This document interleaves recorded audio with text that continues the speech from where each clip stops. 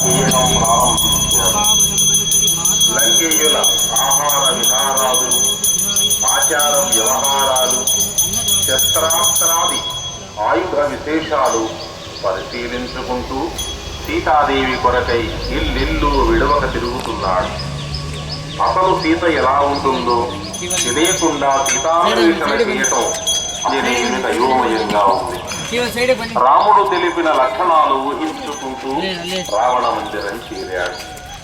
మదిరాపానానంతర శృంగార రసకేళి విలాసామృత స్నాన పునీతులై చుక్కి సూరి అస్తవ్యస్త వస్త్రధారణలతో నిద్రిస్తున్న అంతఃపుర కాంతలను చూశాడు. ఏకాంతాన ఉన్న పరకాంత దర్శనం చేస్తూ పాపం చేస్తున్నానా అని కొంతసేపు మదనపడ్డాడు. సీతామాతను స్త్రీల మధ్యన మాత్రమే గమనించనున్నది కదా అని సమాధానపడ్డాడు.